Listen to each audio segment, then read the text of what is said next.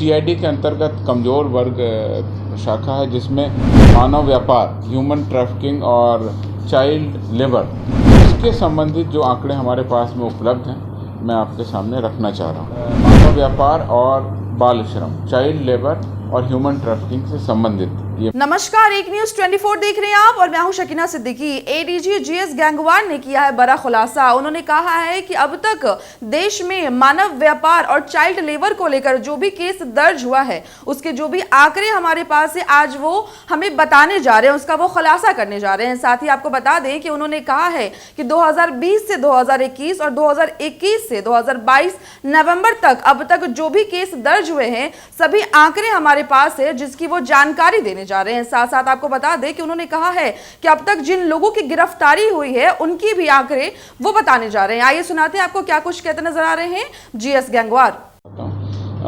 CID के अंतर्गत कमज़ोर वर्ग शाखा है जिसमें मानव व्यापार, ह्यूमन ट्रैफिकिंग और चाइल्ड लेबर से संबंधित एक विशेष टीम और विशेष कोषांग काम करता है। उसके संबंधित जो आंकड़े हमारे पास में उपलब्ध हैं मैं आपके सामने रखना चाह रहा हूँ। वर्ष 2020-21 और वर्ष 2022 का नवंबर तक का आंकड़ा है।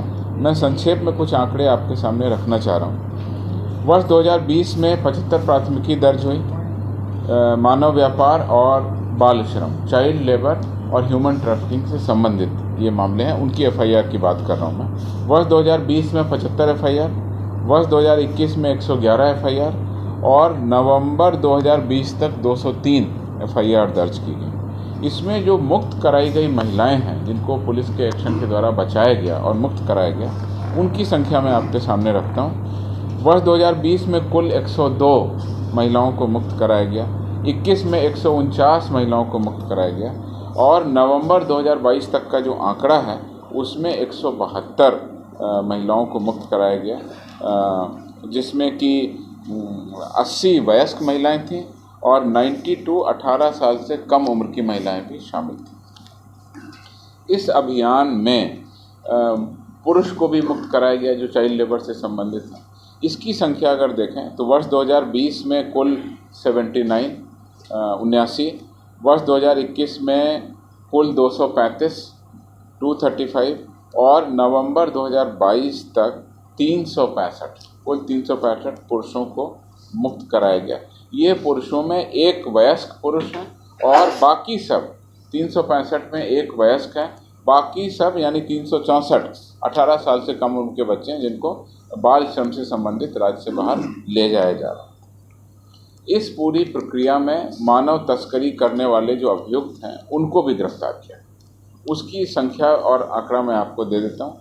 वर्ष 2020 में 247 मानव तस्करी से संबंधित अपराध कर्मियों को, 2021 में 331 अपराध कर्मियों को और नवंबर 2022 तक 350 अपराध कर्मियों को हमने इस तस्करी में शामिल, जो इसमें शामिल थे, उनको गिरफ्तार किया है। ये नवंबर तक का आंकड़ा है। दिसंबर का आंकड़ा जब आएगा तो पूरे साल का आंकड़ा आपके सामने स्पष्ट होगा। लेकिन एक बात स्पष्ट है कि 2022 में हम लोगों के द्वारा जो प्रोएक्टिव कार्रवाई की गई उससे नंबर ऑफ एफआईआर भी ज़्यादा दर्ज की, पुलिस ने ज़्यादा तस्करों को पकड़ा और मुक्त कराई गई महिलाएं और मुक्त कराए गए पुरुषों की संख्या में भी बढ़ोतरी हुई।